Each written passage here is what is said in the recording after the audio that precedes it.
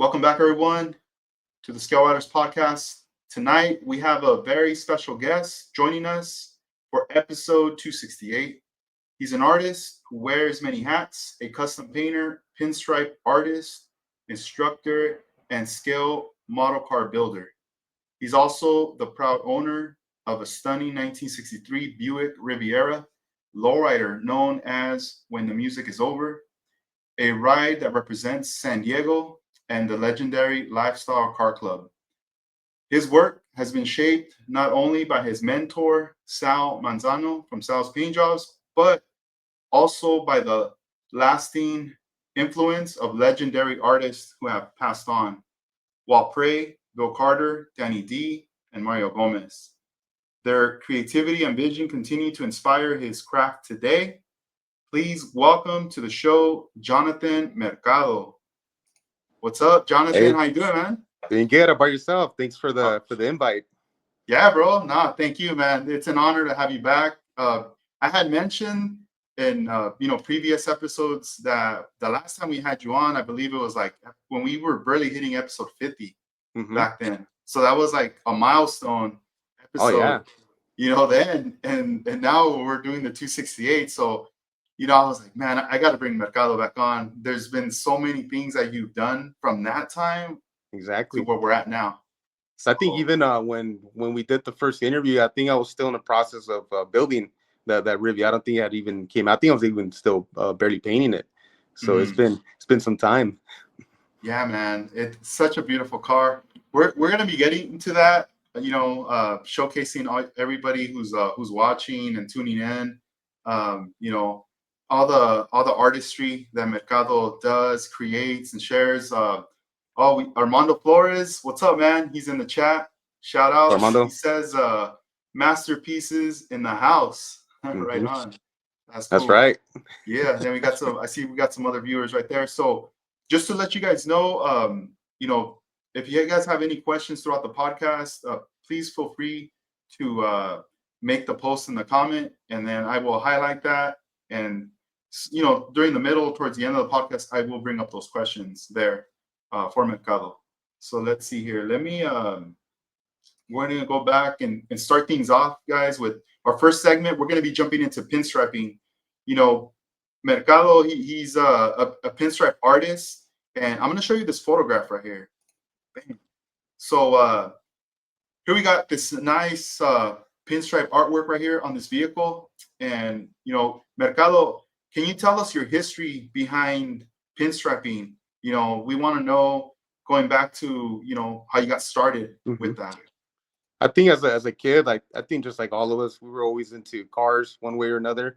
But the pinstriping always got my attention because it was just something that really made the cars really stand out from one another. And I come from a drawing background, so I was always drawing as a kid, drawing cars, doing model cars. But the pinstriping always grabbed like my attention, but it was always kind of like a far-fetched thing. Like I can't learn how to do that because it just looks like super difficult, and you need to invest a lot of time to practice. But I started pinstriping like I lived in North Carolina for 3 years, military family. But around that time, I was really following the whole lowrider scene. That's when Living the Low Life had came out, and I was already following Lifestyle Car Club, like big time. So I noticed, like, started paying attention to who does some of the striping. So I started getting my early inspiration through that. But the pinstriping, I just decided to buy a can of One Shot one day and some brushes. I started practicing, and it kind of just snowballed from there. I just kept practicing till I got my first chance to pinstripe a car. It was like around my senior year of high school. So I started in 2009. Started pinstriping first. And I initially just wanted to do pinstriping, and the painting was kind of like maybe I could get into that later, but the pinstriping was like my main priority in the beginning. I really wanted to like master that first. Man, that's cool. And Mhm. as far as like pinstriping, when you were doing that, was this something that you were kind of on your own, or did you have other peers or friends that you knew in the So area? at first I started like on my own. I kind of just like would watch videos. Even this was like the early ages of YouTube too, so there was really not much like videos out there or tutorials. So I would just it was more like people were just filming pinstripers, do their thing. But I remember, coming back to San Diego, and I had heard of some names locally, like Cisneros. I've heard of, he was a pretty well-known pinstriper out here, and that was one of the first guys that I actually reached out to, and I got invited to this panel jam. A buddy of mine, Kong, was hosting a panel jam back in those times, so a lot of pinstripers would get together, and we would all, pinstripe pieces, swap them. So we would do like panel swaps. So that's when I really got to know Manny, and I reached out to him, like, can I like go to your shop and maybe learn a couple things, but with never the intentions of this ever turning into like a full-time gig. I mainly wanted to do it for fun, because like I just didn't know like the opportunities that could come out of this. I was kind of like, super narrow-minded back then, but I was mainly doing it for fun, back then. But I could get my early credits to Manuel Cisneros, and he's a super badass painter, custom pinstriping custom painter, and he's actually a teacher at Morris High School right now in the auto body section. So he landed a pretty good gig over there. Yeah, man, that's awesome. Mm-hmm. When you were getting like your first gig, like when somebody saw you getting down, and after a while they're like, "Hey, man, are you down to, I want to hire you to like either pinstripe a car or something." Can you remember like what were your first projects that you pinstripe? I think the first car with stripe was it was a friend of mine in high school had a Blazer. His name was George, and it was a two-door Blazer. It was all black, and it was cool because he kept it super detailed. For being in high school, like that was one of the nicest cars in the parking lot. So we had a common mutual interest in cars, and he knew that I was pinstriping, and he was like, "Hey man, like, can you stripe my car?" And so I striped the hood and trunk, and I remember just being like super proud of that, because I was like, "Hey, I striped like my first car, and it was out in the parking lot, and people got to see it."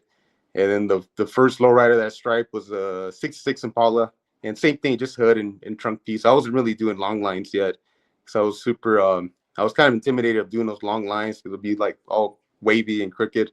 So I just mainly stuck to the design stuff first, and especially like the scrolling style, like that was super intimidating at first, because it's just like those curves and those serifs, they got to be like consistent, and because if it's not consistent, it doesn't look like a nice finished design in the end.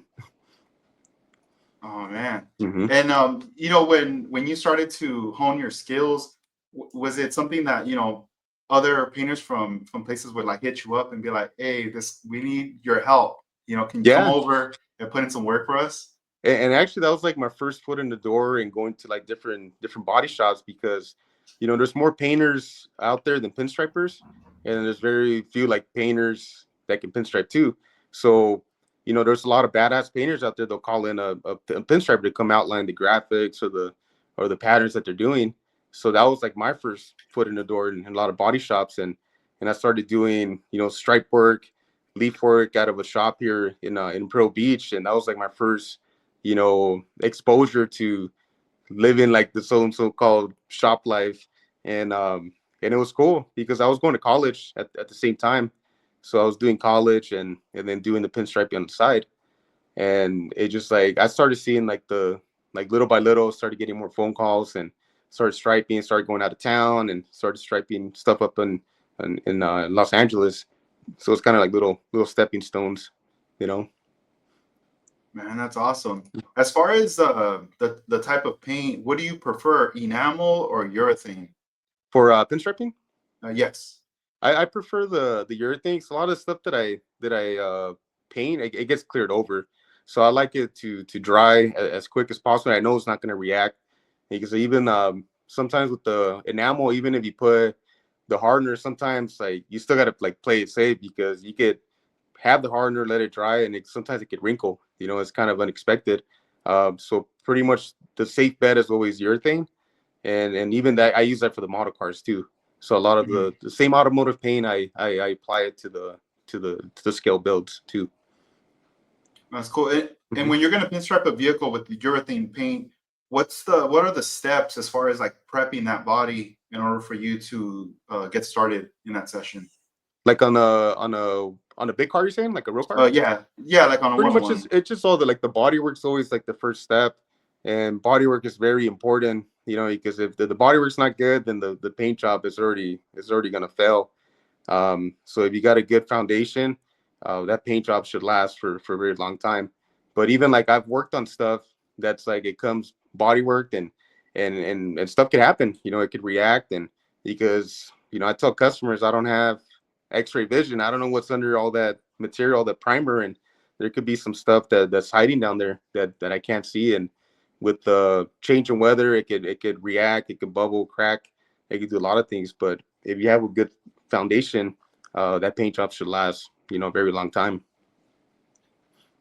Yeah, that's very interesting. I didn't really think about that too much, as far as, getting hired for the gig and then you don't even know what's underneath, Yeah, especially if it's like a painter that you don't really know that well and they're kind of just like, hey, come through, you yeah, know? exactly. I've had it happen where I can't be liable for it, so I let them know ahead, beforehand. They're like, hey, this is chemical reactions, and sometimes like if I didn't body work it, I don't know what's under there because I worked on stuff too where they say that it's ready to go, it's cherried out, and then it'll react on me. So the easy person to blame is me, the painter, but I Mhm. didn't do the body work, and sometimes you'd be surprised, like they'd be hiding some stuff under that body work, and that it can't be my fault. I'm just painting it. Yeah, yeah. Mhm. Mhm. Man, you're like, man, I just walked in the door. What's going on? Yeah, I just pinstriped and reacted. But I've Yeah. seen some stuff. I'm like, hey man, you guys need to like fix this to get it ready, and because at the end of the day, like they're not gonna say that I body work or that I didn't body work it. Like I'll be the quick one to blame, you know. So I tell them like, hey man, like it's got to be to a certain level, and I got to kind of like approve it too. Like, hey, all right, and we could paint over this, or sometimes I'd rather just not even get into those headaches too. And I've turned away jobs as well, because Mhm. I could tell right away it could possibly be a headache too. Yeah. So I got to learn and pick and choose. No, definitely. Hmm. As far as like nowadays, what is it the thing you do to keep your skills up as far as like practicing? Do you use like a notepad or do you have Hmm. panels that you do panel jams on? I feel like I'm always constantly like doodling. I'll be drawing like on a notepad, and then if you come to my shop, I always got panels that are painted. Like sometimes on a like leftover paint, I'll save. I'll put it to the side, and I'm always constantly at the plastic store. So I'm always getting a bunch of panels, scrap pieces, and it works too for sample panels too for customers, because a lot of people they're visual people, and they want to see like something that they can hold, something tangible, and it's like and I feel like I'm always constantly doing something like that. So I feel like I'm always sharpening my skills, and I'm always open to learn, because there's always you're never done like learning. And so I'm very open-minded, and especially like if I get pointers from a lot of the old timers, like I just sit down, shut my mouth, and listen to what they got to say. Yeah. Yeah, Mhm. lately I've been trying to get into like pinstriping, like practicing and stuff. And now that I have the space and stuff, I've been, I have like my brushes, some alpha enamel 6 Mhm. and some mineral spirits. Uh-huh. And no matter how many videos I watch of tutorials and this and that, it always comes down to practicing. It's always practicing the straight lines, those Mhm. C lines and like S lines. The basic Do you, curves, the yeah, basic the basic curves. mhm. Mhm. Is there anything else that you would recommend as far as myself starting or anybody who's watching that wants to get into pinstriping? Pretty much I always say like everyone would like to do like the design stuff. I tell everyone, it's like you guys need to learn how to do all the basic strokes, because out of all those basic strokes you could compose a design. And like we always, everyone wants to get into doing designs, but my biggest recommendation is like learning how to pull the straight lines, and how to learn how to use the brush, and get used to it, because it is completely different. You can't hold it like a pencil. It is like it's a different breed. So, like, it can be very intimidating. Like Mhm. it's not something that happens overnight, and you just got to be practicing. And that's why it helped me at an early age that I was like, I really wanted it bad, so I was willing to spend and invest the time on practicing and get some criticism, because Mhm. constructive criticism, it helps. I don't want people like, oh yeah, you're badass straight off the bat. But I just, people were strict on me at first. Even like Cisneros, like he'd be hard on me for a reason, and I like that he was tough with me like that because I was able to, I wanted to improve, and at the end of the day, I wanted to please him. If I was able to please him, that meant a lot to me. To get Mhm. the compliments from some of the older guys, that's a big plus right there. Yeah, that's cool. Did you ever imagine though, like then, like when you look back at when you were pinstriping and fast forwarding now, I'm gonna pull up this photo again. I showed it earlier, but we have a photograph of you pinstriping Joe Ray's Las That's Vegas Las car right Vegas. here, and it's also being filmed. What was this? What show was this being filmed for? So this show, I can't remember, I'm forgetting the name of it, but it was on MotorTrend, and it was with Mike Brewer from Wheeler Dealers. So he was a host of that show. So they did a Lowrider episode, and they had Joe Ray was involved. They had a bunch of lifestyle cars in there, and Joe had called me and said, "Hey, like they're doing a segment on pinstriping, and we would like to include you. So you better get ready. Get camera ready." And so it was a little nerve wracking at first to be on camera, but I did pretty good. Everything was like on the first take, and they were super satisfied with how I showed my skills on a camera. And what actually led after that one, I was able to be on Joyride, Celebrity IOU on Discovery Channel, and I got to stripe a car for Danny Trejo. So I did a 58. So they came to my shop and filmed. So by doing that segment on Joe Ray's car, it opened up the door to do the Discovery Channel gig. Man, that's so Mhm. awesome, dude. That's Mhm. cool. Congrats, bro. That's Yeah, thank you. that's so dope. Hmm. It's a trip. You have like a resume you're building up right here, being on shows and all these Right. different things. That's And at the awesome, end of the man. day, like I don't gotta be loud or nothing. I just let the work do Hmm. the talking, and I just stay in my lane. I just Yeah, like stick to my craft, and I don't need to be loud or anything like that, man. Just let the work do the talking. yeah. Let me share with everybody. This is Mercado's Instagram account. If you go on his Instagram, Mercado's Pinstriping, you're gonna see lots of various photos of posts that Mercado has been pretty much documenting his journey.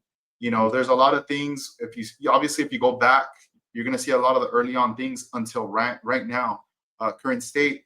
When I was, when I scroll through your Instagram, there was, there's photos from back then when you were attending like Danny D's Paint or Die. Hmm. Can you tell us about your experience of attending the Paint or Die? Because I did see you would receive, it looked like a Willy Wonka type of stick, Yeah. like an invite kind of thing. Uh huh. It seemed pretty awesome. I remember that was like a big deal. Like even with the first one, I remember the first Paint or Die was such a cool event because it was there's been like panel jams that's happened in the past, but there was like that Danny invited like a lot of it was never really there was really nothing for like custom painters. It was mainly for like sign painters but this was like a big deal because a lot of the big names in the custom painting world were like getting invited. So the first one was like, paint or die, kind of like skate or die. So it was like a skateboard theme. So the first one was like a super big hit. And I remember my buddy Manny, Frank, even Sal went the first year. So it was fun. All of us working on our pieces and just the anticipation of getting another piece, and just hanging out with everyone. That was like the main thing, was hanging out with everyone and having a good time. And that was around. He always did on the weekend of the roadster show, so he knew that people would be coming out to the roadster show, so it was convenient to have it during that weekend. But the Willy Wonka one, I would say that was like the one of the more funner years, because it was just like he would send out the invitations, and it was like the Willy Wonka card, the golden ticket, and it was super cool. Like when I got one in the mail, like we're all like, "Hey, dude, did you get yours in the mail?" And everyone was like kind of checking in to see who got theirs in the mail, and it was cool because Danny expected a certain level of quality, and that's what made it fun too, because we all wanted to do a nice piece, and we all wanted to win a nice piece too. So I always, like, every year I spend good amount of time in mine, and that way whoever wins mine, they're happy with mine. Man, that's great. Wasn't there a point where you guys would also even like trade pieces with somebody else there at the event? Yeah, even there was some people, like, even towards like the last 2 or 3 years, there was actually two pieces. Like we would do a skateboard and then like a cutout. Like the one of the years there was a Danny D cutout with his logo with the car with the Impala cutout. And I remember that was a fun year too. It's like I did kind of like a Cheech and Chong Love Machine style Impala. So I patterned it out and I primered the door and painted a paint or dye with like made it look like it was guide code on the door like it got wrecked. So that was like a fun. That's one piece I wish that I still own because I liked it so much. But Ants Customs out in Arizona, won that one. And I keep telling him like, yeah, I want it back. He's like, I liked it so much. But that was a fun year too. And even like within artists too, like I've traded with other artists too, or I've had other artists reach out to me and they want to do a panel swap. So that's also a level of respect too within us custom painters and pinstripers. Yeah. Now I remember like just seeing posts because there'd be like artists that I didn't know, but I was following them, and then I'd see some of the posts of the invitation, and then later some posts regarding like the event, like the night going down, and I thought it was cool. And then after later like another year, then I started meeting a couple people, and I remember probably the last one that Danny had done before him passing away, or rest in peace. I was in at the NNO West, Uh-huh. and this was in January, and I Uh-huh. remember texting with Armando Serrano, and I was like, "Hey, what's up? What's up with the paint or dye?" I was like, "Is it cool? Like, can I like crash it, kind of thing? Like, come through?" Mm-hmm. And he's like, "Yeah, come through." And I was like, "All right, dope." And I was like, cool, well, I'll hit you up when I get there, kind of thing. And he was kind of like, and he's like, where are you? And I was like, oh, I'm at the NNL West. And he's like, damn, you're over there. He's like, you're not gonna make it. You're way Mm-hmm. out there. He's Yeah. like, dude, you're not gonna make it. And I'm like, why? When is it or what? And it just like it happened to be one of those things where the timing it just wasn't. He was right. It wasn't gonna happen. Yeah. It was So too short of a time frame. Mm-hmm. yeah, because that show at the time, the NNL West was also close with the Grand National Roadster show, because I had Mm-hmm. friends that would go to the NNL West, and then they would drive back down south, and then they would hit that show up, and then they would Mm-hmm. bring their models on the Sunday Yeah. there. So I Oh, to was the like, Roadster show, huh? You'd say there's yeah, a model yeah. show there. Mm-hmm. And I was like, oh man, yeah, I won't be able to make it then. I was like, dang. But I was hoping a moment maybe later, kind of thing, you know. But yeah, that was like in January during that Uh-huh. time when I remember. But I mean, I still sometimes like I'll see like an old photograph when I look at hashtags, and it just takes me back. I go, man, to me it's more of a mystery because I wasn't there, you Yeah. know. But It was a just good era, man, because we still talk about it like it was like a happening, and there's nothing really that was ever done prior to, at least in our part, like in LA area, because like we saw a lot more like lowrider painters, and we all got that mutual respect, and just having that high caliber of skill and quality in one place. Like it was super, and it was super cool to put a lot of names to faces, especially with Instagram. Like a lot of the guys were coming from like East Coast or from other parts other than California, and to be able to mingle and interact with them, like that was a pretty cool thing that we all look forward to every year. man, that's nice. So yeah, man. I mean, it's a trip how a lot of these things that you were doing back then has led and opened up all these doors. Was Mhm. there ever a point in time during this like early on process of learning that you ever felt like, all right, I'm gonna give up, or I'm done. I'm Oh not yeah, gonna many make times. Like just it's a lot of people see what I've done. They're like, oh, that's easy, but they don't know all the behind the scenes and all the late hours and like all the the hiccups, like the trial and error. And it does, you got to have a strong mindset. And I think just having that mentality of like you wanting it that bad, like you'll make it happen. You'll spend those long nights and in the shop to making deadlines. And it's almost like the earlier days I was just trying to prove myself.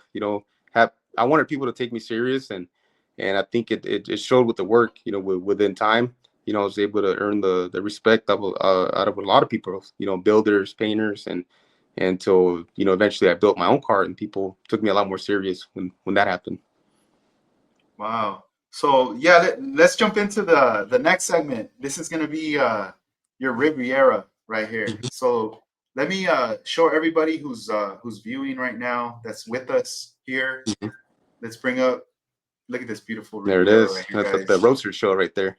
Dang, dude. Hmm. You see, this photograph's really nice because I really like the way it just captures it and how the effects of the paint are laid out. Even the like the front top of the hood there, like the flake, Uh-huh. the way it's shining there, and even just that front grill and the bumper, dude. It looks mean, dude. I think that's one of my favorite all-time photos of that car. I believe Colorblind Studios shot that one. And it just looks super mean, man. That's a badass angle and badass shot, and that's the roadster show. That was that was the goal show that I wanted to break it out at, was at the roadster Mhm. show. Wow. At the Roadster Show, how many appearances has the Riviera done now at the That Roadster? was the only one right Oh, there. okay, okay. Just Yeah, once right there. that was the one and only right there. Yeah, I mean, my impression from Roadster Show when I've gone a couple times, it's always been like that's like the biggest show that just sets it off. You're gonna have like cars that are gonna be like groundbreaking, something Hmm. new. People are holding their car behind the scenes, and this is the one that they're gonna Yeah, bust out with, and they're gonna end up in magazines and so forth, right? yeah. It's gonna be talked about. As far as getting your car in here, how'd you find out that you were going to be in the Grand National Roadster Show? So the club already had a couple spots, so my car was still kind of like in the middle, was gonna make it or not, because I was actually still finishing the build. I just got it back from California Upholstery, so I was in the process of putting assembling the whole car. So they had me on the list as possibly being on there. So there was that like pressure. I got to make it, and I really wanted to make it to that show because lifestyle, that was like a big show every year, and I grew up going to that show just to look at the lifestyle cars that were breaking out. And so to me it had some significance. He's like, I wanted to break out right there and just have that memory of busting out my own car and very first car right there. So there was that crunch time pressure to get it done. And I remember even when I showed up late that morning too, so we're still working into the late hours the previous night, finishing it up, and we're the last ones to move in for moving. And my whole club was all waiting for me. They're like, oh, like, show up whenever you want. Everyone's giving me a hard time. But Joe Ray was like, hey, like, Mercado's gonna lead the pack with this car, and they're giving me a hard time, like, and he gets to lead the pack. So when that car rolled into the hall, I just seen everyone's like mouth just like drop, and it was like a pretty satisfying feeling to see that. And I cranked the system as loud as I could, and so everyone saw when that car rolled in for the first time. And that's when I got to plaque it up right there at that show for the first That time show. too. Hmm. Oh man, congrats! Hmm. So I want to let everybody know the name of this Riviera is called "When the Music Is Over." Hmm. And my question to you, Mercado, is how did you come up with the name? Why did you name this car that? Well, I wanted to stick to kind of like a traditional lifestyle name for a car because, people that are into the lowrider scene, they know that lifestyle is really into that music. The Doors, Led Zeppelin, Pink Floyd. So I wanted to do something that was traditional to what the club is, and I love that music. I grew up even before I was following the club. I was a big fan of classic rock, and I just I the when I made the correlation of like lowriding and classic rock and lifestyle was like super into that. I think that's what made me like the club even more. So I was kind of going down the list of names, seeing what's been taken, what hasn't been taken, and I had watched around that time I was trying to figure out a name for the car. I had just seen a documentary on the 27 Club, and the 27 Club is super infamous in the music world. A lot of famous artists had passed away around that age, so that's the whole phenomenon behind the 27 Club. It became like a thing. Jimi Hendrix, Jim Morrison, Amy Winehouse, Janis Joplin. So a lot of big names were on that list. So I made the correlation, like, when the music's over, nobody has ever use that song in the club. So I was able to it's it is a long name for a car, but I was like, that'll be I could tie in the 27 Club theme to that name. So when I broke out the car and I told him, hey, like I'm gonna name it this song, and at first they're like, nah, like you need to change it, and I told him, hey, I'm not done explaining. Like, since I'm gonna name it this, I plan to put a mural. I'm gonna put a mural in the back with all the famous, the 27 Club members.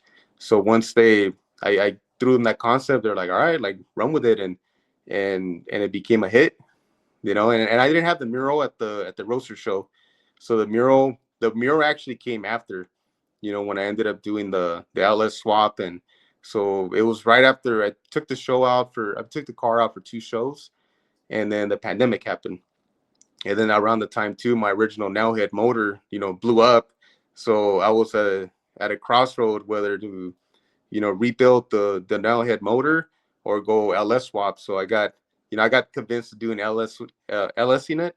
And so while we ripped the motor out, I ended up, molding the firewall, molding the wheel wells, molded the hood, the trunk, and then I ended up painting it, to match the outside, and then send out the trunk to get muraled out too. Man, so a lot more work went into it. Yeah. That's cool. Yeah, so broke out for 2 shows and then I took it apart again. As far as when you were planning to design this, like this paint job, you've already been doing a lot of different paint jobs, pinstripe work. Was it a difficult task to come up with the design of the patterns and the types of effects that you were going to be adding to Oh your hell car? yeah! I would say it was like one of my hardest paint jobs ever, because it was like I was doing my own car, and I had the pressure of coming out with something nice, and especially to get into Lifestyle Car Club. So there was that pressure, and a lot of people don't know, but I painted that roof a couple times because I just wasn't happy with it. And the first time I painted it, it was funny because like me and my brother, we laugh about it now. I painted it, and I kind of had just rushed it, and I wasn't like happy with it. So I brought my brother to the shop, telling him that like, hey, you're gonna help me out today. And he's like, all right, I'm gonna help you out. I'm gonna lend you a hand. So he had seen the roof, and he was like, oh, this is super badass. I'm like, hey, what do you think about it? And he's like, oh, I like it. And I already had a quart of lacquer thinner on the side right there, so I literally dumped it on the roof and just let it melt everything. And he was like, hey, what are you doing? I'm like, well, I wasn't happy with it, so I took everything off and was like, all right, let's start scrubbing. Took all that candy off, and I started all over again on it till Dang, I dude. got till I ended up doing the roof completely, painted it, pinstriped it, and I was super happy. And then I was able to see what the roof, I seen the roof done, so I got a good visual of what the body was going to look like. So I ended up, tackling the body.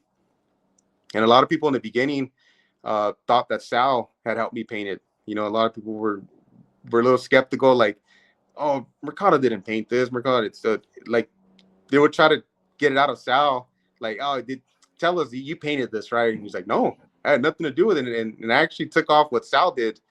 There's actually a second version of it. I was breaking my head over it. I was breaking my head over it after the first one. I had Sal. I was like, you know what, Sal, do the roof, and I'll just come in and tie in the body. And I told him, but I just don't want no pinks or magentas. Here's the blues. I just want all blue tones. And Sal loves combining blues and pinks together. And so I left him alone for like a week, and he was worked on the roof, and he called me in to tell me that it's done. And I got there, and it was all like pinks, purples, and a little bit of blue. And I was like, I did not like it, Mhm. And Sal was like super proud of it. I'm like, Sal, like, I hate to break it to you, but I'm not happy with it. I'm not gonna be able to sleep at night, you know. So we ended up taking it off, and to this day, like he'll bring it up every now and then and say, oh, your car's all right, but it needs magenta, it needs pink, Mhm. So he still kind of gives me a hard time about it. But the way it came out, like, is exactly how I envisioned. I wanted to do like a traditional, lifestyle paint job, heavily relied on pinstriping, kind of like, what Mario and Walt would do. Mario from the Candy Factory. Yeah. No, that's not. And during that whole process of building the car, how did you manage to balance, not only your car, but also like customer cars and projects? How was all this going on with you? I just had to make some time for it, because like just like I tell everyone, like you just gotta find that if you want it that bad, you'll make some time for it. So I was doing, working late at night, working on the weekends. I could have been out, partying with the homies and going drinking, but I was like, nah, I want to at least get one car done, and I knew that it was gonna be like a pretty pricey car, so I invested a lot of time, used a lot of my spare time on it to chip away at it. So if I had some time, like I would paint like a little bit, do some patterns, clear it. So I was doing it like in sections, up until I got it completely done. Yeah. You just gotta have that. You gotta make time for it. If you want it bad, you'll find a will. If there's a will, there's a way. You know. Yeah, and I agree. From when you purchased the car to it being done, how many years would you say that whole process took? Because I got the car in 2016, and it was just a driver. It was like kind of like rockabilly style. I had like lace on the roof, and it had some 15-inch standard Supremes on it.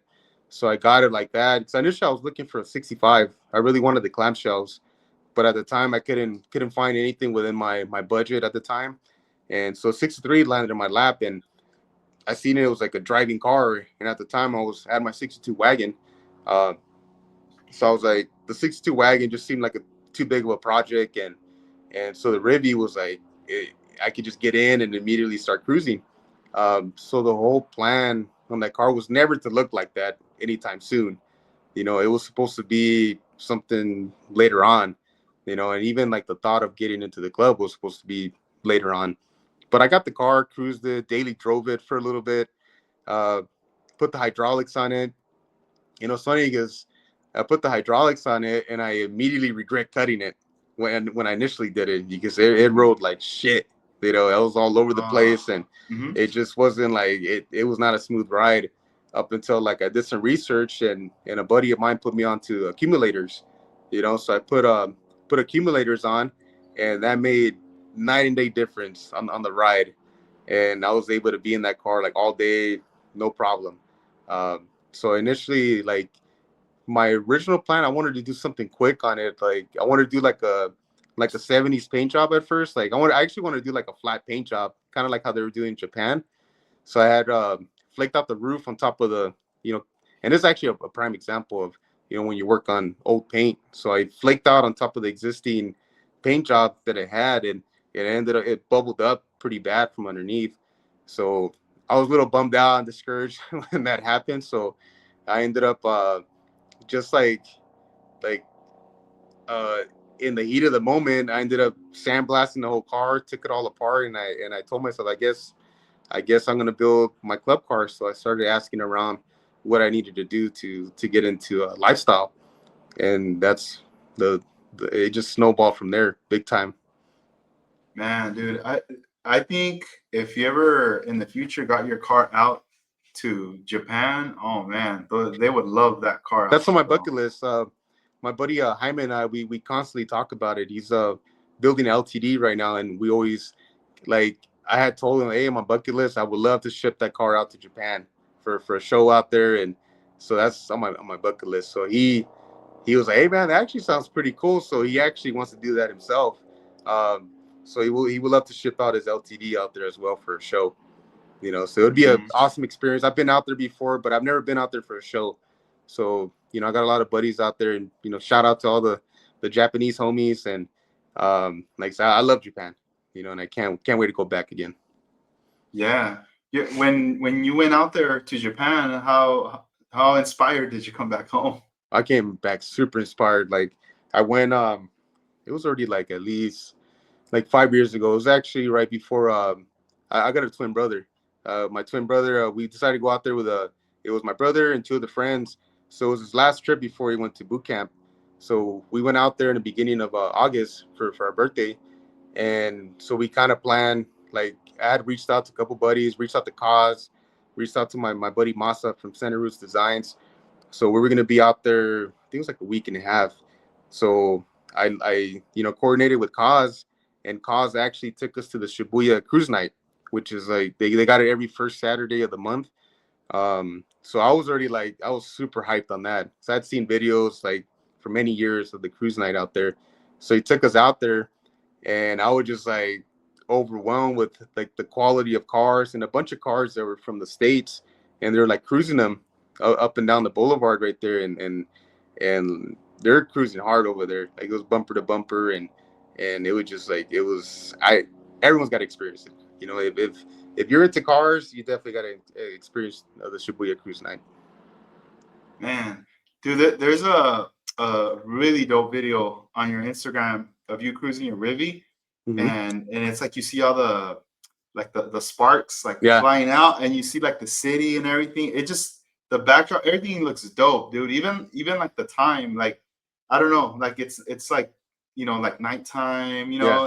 It just looks so sick, dude. How many takes was that? Just one take doing that? That one we did a couple takes. Like he had gotten that was a Nostalgic Vision that shot that.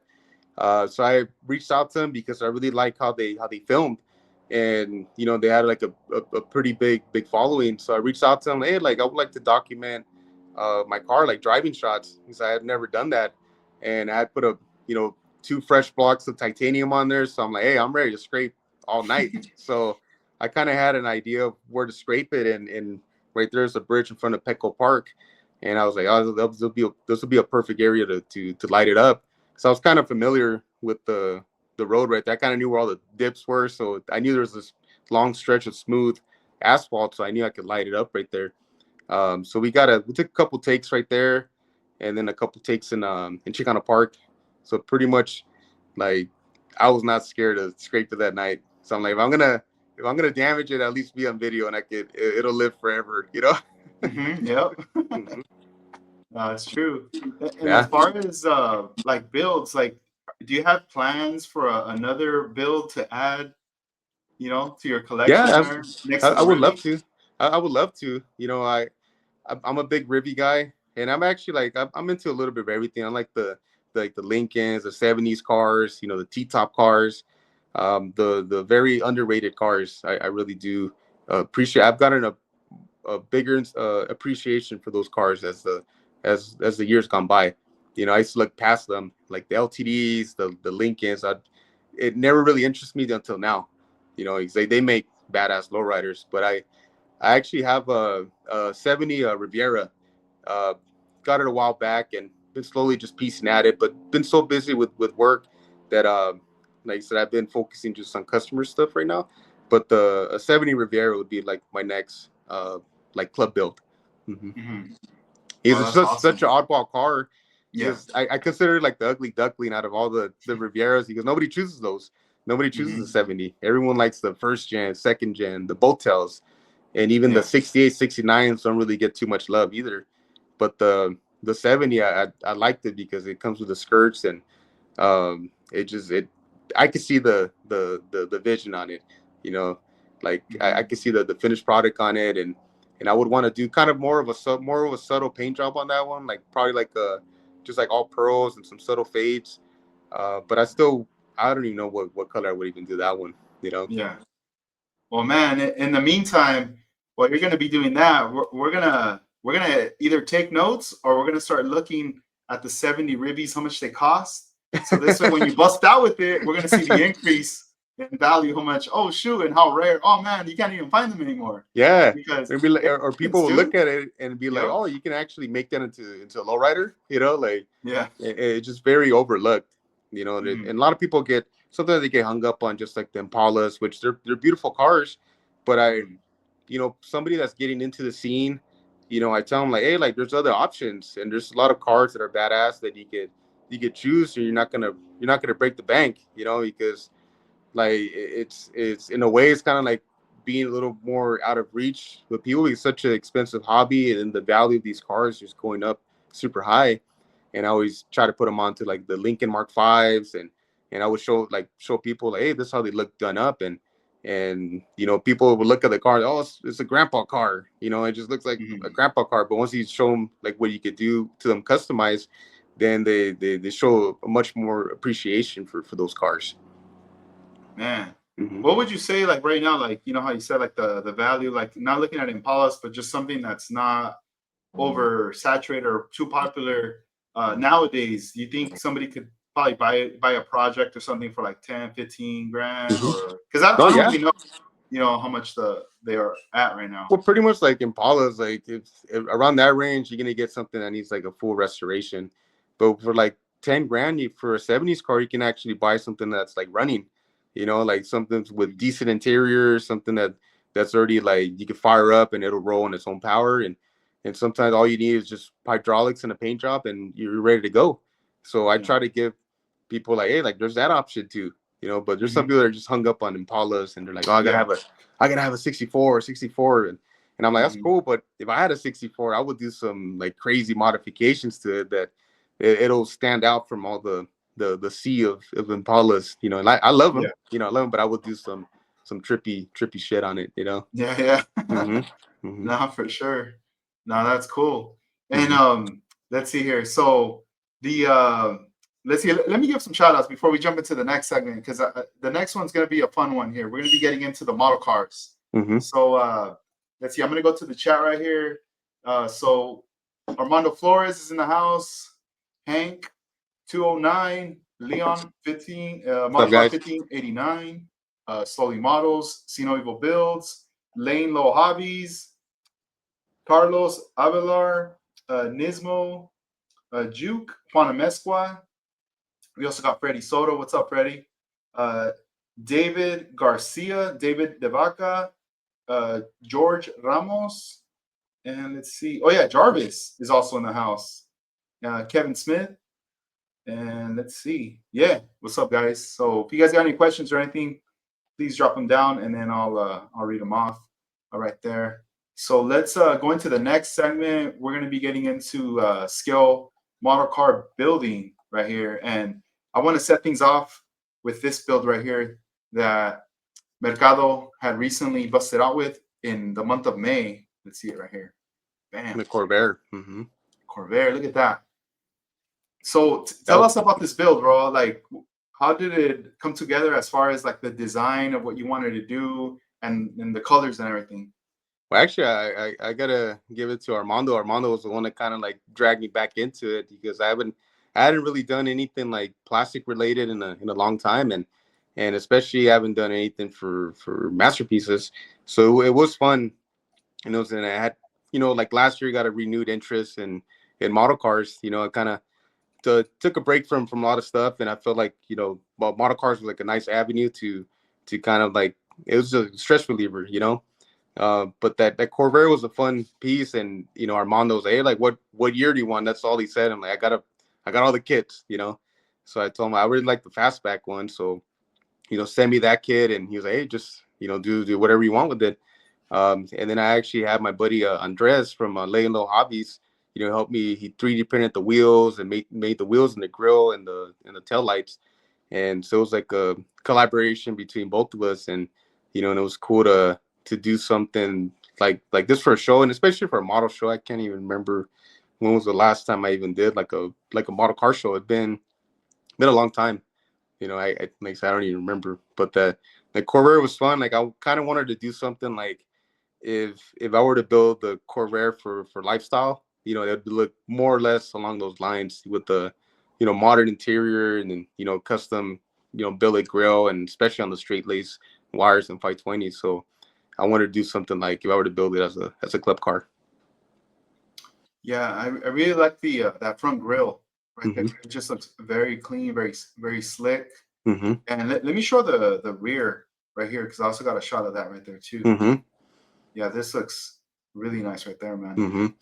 Yeah, like I said, it was a fun build, and I got, like I said, that renewed interest in doing, the plastic model cars again. So it's been fun. I've been I don't really post everything that I do, but I do keep busy, behind the scenes working on, model car related things. Yeah. So with model building, like back in the day, it was something you were doing, but before the pinstriping came into play. Yeah, actually, well, I'd done them as a kid, but I was like never really good at it. So I feel like that's why I stepped away for so long. But once I started, pinstriping and working at the first shop that I was at, I had access to like better materials, like nice, like the base coats, the candies, and then clear coats. So I would like paint models, and I would have that painter at the shop. He would like clear them for me, so they would look like nice and like wet. You know, it looked like syrupy. And I couldn't do that at the time with like spray cans. Like I just couldn't make it work for me. So I was like experimenting with airbrush, and that was like my first kind of like practice of doing like patterns, and it would translate into like the 1/1 scale, you know, later on. But I always had that interest and love for the model cars. It's just like it's fun. It's seeing it's just like a real car, you know, when you're building the car and seeing all the steps and then seeing the finished product, you know, and then it just becomes kind of like an addiction. You just want to get another one, you know, even like the Nah, real yeah. cars. No, it is. You know, right now we're looking at the a shot of the interior just a little bit. I know there's more detail in there, but right here we do have a close up of the roof and the side body. You know, a lot of those patterns that are outlined. Those are all pinstripe, right? Yep, those are all hand done right there. Dang. So And there's no tape lines or anything like that. That was all pinstripe by hand, and I use a script brush. So it's like one of the brushes I use on the real cars when I sign my name on the car, when I do like little detail work. Yeah, that's the brush that I use for the model cars. and does this give? Do you have to do a couple takes, or is it just a kind of like just one take kind of process on this? Sometimes like I'll do in the first take, like on the first pull, but there's times where I'll go back in, like since it's urethane, I could just like tape over it and just like erase it or wipe it off. But like I'll make sure like that's one big thing a lot of painters do mess up on is when they wipe stuff off, they think that they fully wiped it off, but when you clear over, you'll see the smear, like the residue on there. So I always Oh. like I would wet it and put like a daylight under and make sure all the smears are taken Mhm. off. Like I'll sand it off, or I'll use like a magic eraser on it and erase all the smudges. Because I'm guilty of that. One of the first cars I ever pinstriped, I pinstriped the trunk and I pulled the line and I redid it and I wiped it thinking it was completely clean, but it had like a big smear, like at least like a 1.5 foot long smear on the trunk, and I ate that one up, you know. So that one was a Dang. costly mistake, you know. But Yeah. I learned off of that one. Oh man. Yeah, because you know the question I had for you regarding that, like before, let's say you clear the body and then scuff it and then get Yep. it clean it up and then get it ready for the pinstripe. Yeah. Yeah, like I said, Okay. for the model cars, I'll clear it first so you can have that barrier and that insurance. Because if you're working on pure base coat, you need to wipe something off. You're wiping paint off, and you're just gonna create a mess, and you're gonna be mad at yourself, you know. Mhm. So I always tell people that you got to clear it first. And there's some painters out there that are super brave, and and I've been in situations where like at body shops where they don't want to clear it, you know, there's more work obviously, so they'll have me stripe it on base coat. And I've done a number of cars like that, just on pure base coat, but you can't wipe anything off. So you really got to be on your A game. Dang, yeah, that's Mhm. super risky right there Yeah, for sure. so especially for model car, I like clearing over them, and Mhm. it just when you flow coat it, it just looks that much nicer. You know, it's nice and smooth, and the depth on the gloss it's a lot better. Yeah. When you get ready to pinstripe, you know, like the side of the car or the roof, how do you position your hand?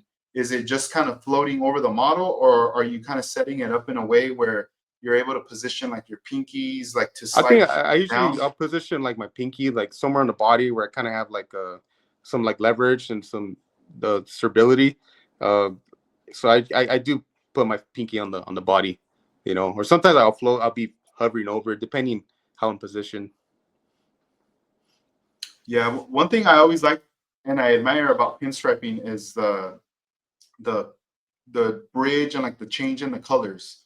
So like if you're doing, you know, tones of like purples, and then sometimes on a pinstripe they'll have like a lavender or like a Hmm. violet, just like a different hue. Hmm. You know, it always just stands out like really nice. Yeah, like the That contrasting colors. Hmm. yes, yeah, like the contrast colors. Have you ever tried even like airbrushing those like urethanes or the like the enamels? Is it possible to airbrush that or Yeah, no? you can airbrush that. Okay. If you reduce it with like fast reducer or lacquer thinner, just like a Hmm. dry faster. But I've been able to airbrush with the urethane pinstriping paint, and I've done like I've experimented with like the like 118 scale bodies, and I would tape them off and make them like super skinny, and then airbrush those. So I have airbrushed some of the pinstriping on there, and I'll tie in like the little designs. So I've done all full hand, many times, and then I'll incorporate some tape work on them for the striping. Yeah, I Hmm. have this photograph I want to pull up right here. I think these are really cool. I don't know if they're die cast or and the scale. If you could tell us, let's check these out right here. Oh yeah, the Chevron cars. Um, yeah, that was something that I was like, I I had forgotten about those for many years, and I was at a thrift store. It was like sometime last year, I think, or even like the year before, and I had seen that's the Della Deluxe. That's the name of that character. So I seen it up on the shelf, and it occurred to me, like, I don't think I've ever seen anybody like modify those. So I got one, and it was actually, that was the blue one right there. So that was the first one I did. So I shaved the door handles, made it custom and then painted it like really nice. And then people were seeing that I was working on it at the shop on the side, and people were wanting to buy that one. So I had a lot of interest on people wanting to buy it. So I just had this idea of doing like a run of 15 of them and different colors. So I did all those colors, and I sold like multiple colors of the same ones, like the blue, the purple, the yellow, all of them, everyone bought except the black one. That's the only one I Mhm. actually kept for myself. So everyone wanted like the colored ones. So that was like super fun. It was like out of the ordinary, and I think that's why it got like so much attention, because it wasn't like your typical like plastic model kit. This was something that a lot of people remembered because it'd been discontinued for like over 20 years at least. Mhm. So it was kind of like nostalgic for a lot of people. And then even like the way I sold them in their cases and all with a hand sign uh, signature of mine matching with the car. So it made it like super desirable for people. So it was fun to do those. So it was like model related, and I was Mhm. able to make a couple bucks off of them. Yeah, they look really Hmm. neat, dude. They look cool. I mean, having the set, but even if, like how you said, you sold them individually and people got Hmm. them, that's so cool. Like for someone to have it, as a collector's piece right Yeah, there. and that's what I labeled it. Some people were like, "Oh, are you crazy for selling them?" And it's just a toy. I'm like, it's not a toy no more. Like, Hmm. you go on eBay, you get them, for a couple bucks. If you want it, like, but this is it was like an art piece at the end of the day. I did spend quite a bit of time on each one. So, uh, like, to me, like, so to the people that were getting them, there, it was valuable to them, and they knew what it was worth. So it made it was fun to do those, and I've been like slowly working on another run of those. Yeah, Hmm. that's awesome. I also saw on your Instagram, there's you've done a skateboard decks, Hmm. um, inspired, off of the thing like from your car as Yeah, well. yeah, I've done And you a done run of is it those. Hmm. have you done it was it one run or like a couple of runs that you did at a I'd already done, time? I think it was like 2 or 3 runs of that Okay. board already. So the first one I did, I just wanted like it just I had gotten a couple requests on like people wanting skateboards that look like my car. So I just said I decided to do a run of them. So I did them like they're small boards, they're like tiny. Um, so I did a run of I think it was like 10 of them or something like that, and they all sold within the first day. Like I didn't Dang. realize how much people really liked that car, you know. And then Hmm. the second run, I ended up putting when the music's over on there. So a lot of people wanted that specific one, and Yeah. Juan Mesquat, he ended up buying that one right there. Oh So no. he owns the That's one dope. the first one that says when the music's over on it. So I Yeah. do want to do another run of it and eventually, make a poster of the mural on my trunk. Because a Mhm. lot of people have been asking about that too, because it's such a cool piece, and I think people really like that car because like I drive it. I'm not scared to drive it. I've definitely driven that car more than a lot of people would ever drive their lowriders, especially being on hydros and 520s. And so I geared it up because I put a lot of time and effort into it to to just, just have a garage. So, and then especially even people thought I was crazy for even putting titanium on there. And they're like, "You're crazy for lighting up that super expensive paint job." And I was like, "Well, luckily I know a good painter to fix it, So I was like, I just wanted to have fun with it, people were like, would downplay like me having fun with it, but I'm like, hey, I hear your guys' stories from back in the days, and I want to have fun too. So that was like the whole idea behind that car, you know. Mm-hmm. No, man, that's awesome. Yeah, I'm gonna keep an eye out in the future when you do another run of the skateboards Awesome, right man. there, because they look dope, dude. They look really cool. Like right here in my space in the garage, I'm trying to fix it up. I'm trying to put some nice things on the walls. I Some have nice some. like man cave pieces, huh? Yeah, dude. Mm-hmm. Yeah, and I have some posters that I just need to get frames, and I need to start putting them in frames and start putting them up. I've had them tucked away for a minute, so Mm-hmm. now it's time to start pulling out some stuff and also like model cars and stuff. Yeah. Start decorating it more in here. Yeah. That's As well. awesome, man. That's awesome. No, thank you. I wanted to ask you a couple questions, and these are going to be from the chat. So Juana Mesqua, who we just mentioned a little bit earlier, he wants to know, hey, Mercado, let's see here, do you still have the 62 wagon? Yeah, I still have that car. Um, Something that's funny, I constantly I do get asked that a lot. Because like I said, I don't post it too much, so people assume that it's long gone. But I've been like I said, just been so busy with the shop and just focusing on work and all that. But I was in the middle of doing a two-door conversion on it. So I had this bright idea of like, I've always been a big fan of, sedan deliveries and panel trucks.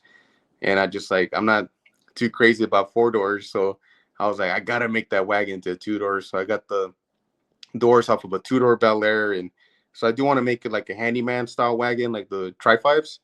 Because originally I had bought like a roof off of a 62 hardtop. So I was going to incorporate the hardtop, the drip rail line on there and chop it because the wagon roofs are a couple inches taller than the Impala roof. So I was gonna, open up a whole can of worms on that. So I ended up just like, I'm gonna keep it simple, and I do possibly might want to make it into a sedan delivery as well, and use it as like a shop truck. Oh, that's awesome. Mm-hmm. I have another question here. This question is coming from Styrene Live 505.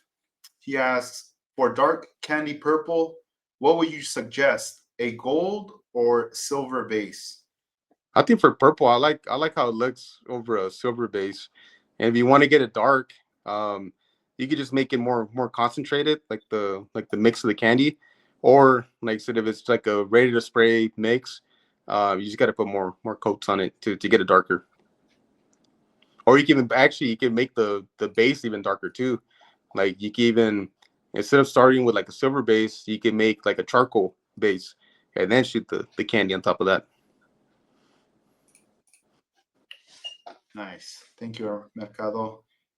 We're getting close to the end here of the podcast, but before we go, I wanted to in this segment, I wanted to bring up this art piece, and if you can tell us the connection and so the backstory behind this beautiful art piece that we're gonna look at right here. Mm-hmm.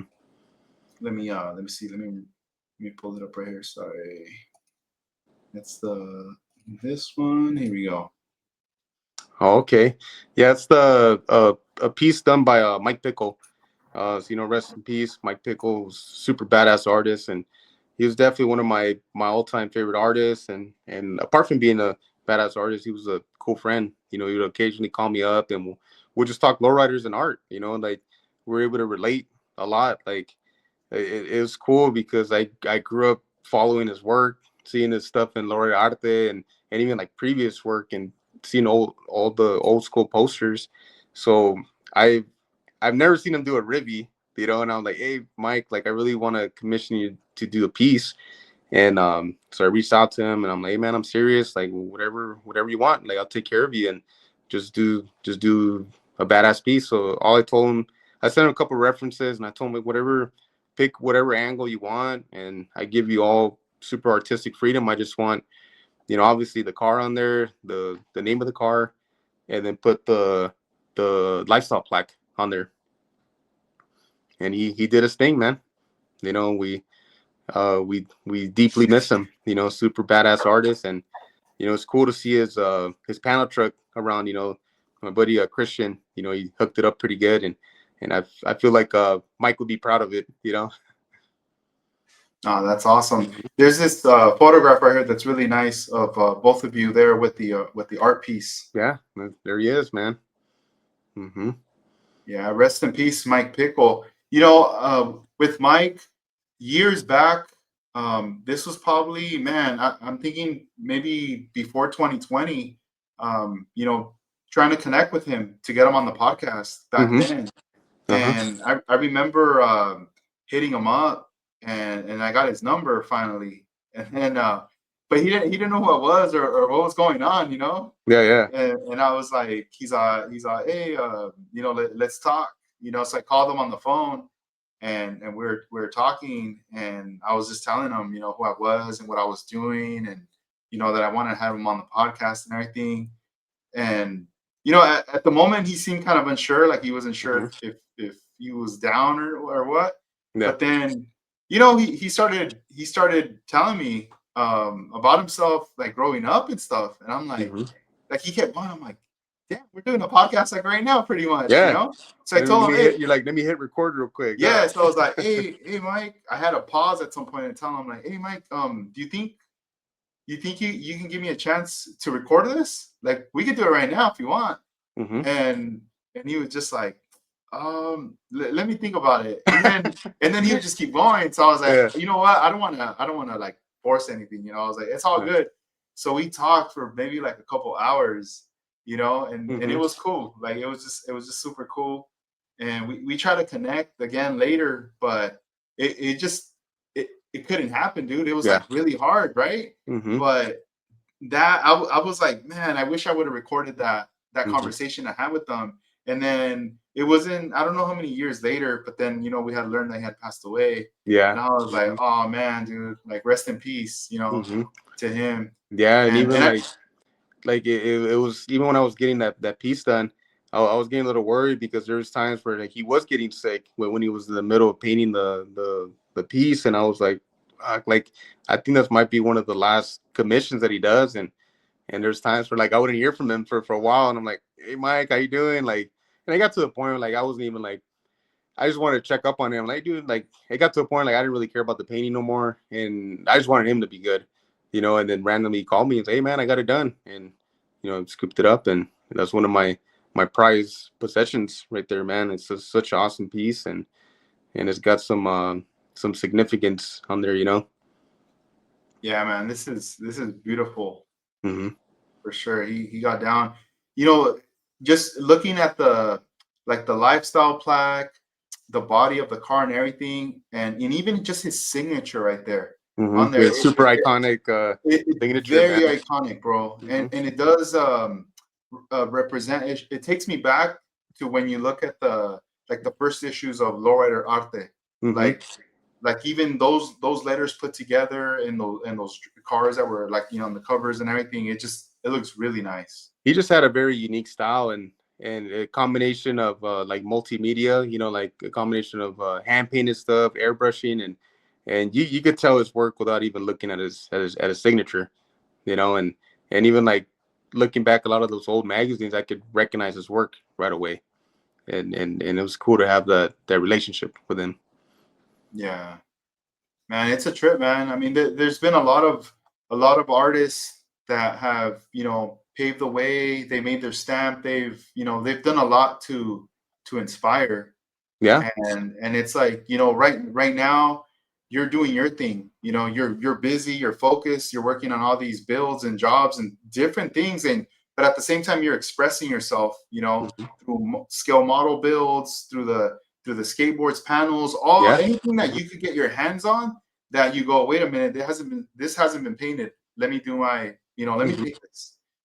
So a lot of the stuff you're doing right now, you're living in the moment, but watch in the future, you're gonna look back, 10, 20 years back, and And I think later is when a lot of people start to see, and you'll notice like, dang, it's crazy. A lot of this stuff that I did Mhm. back then, it's having a huge effect, Yeah. you know, with a lot of people. Now I look at it like that. I'm always wanting to create stuff, whether, like you said, whether it's car stuff, stuff on panels, skateboards, or even just like stuff that wouldn't normally be painted by lowrider guys. So I've always been into trying like different stuff and trying different different canvases.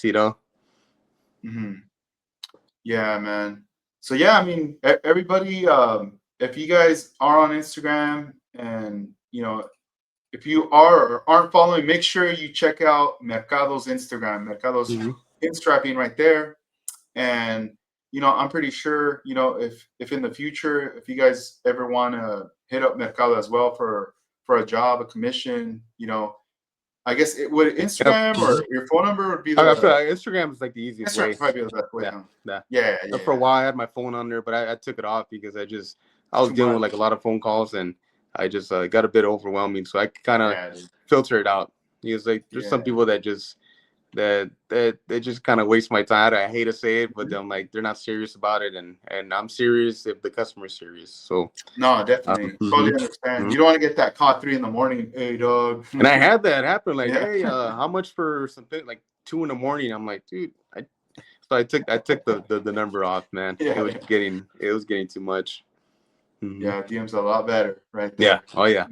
You can monitor that right there. No, Yeah. that's cool. I'm like, hey, I'm not Amazon Prime over here. Like, I'm a human too. Yeah.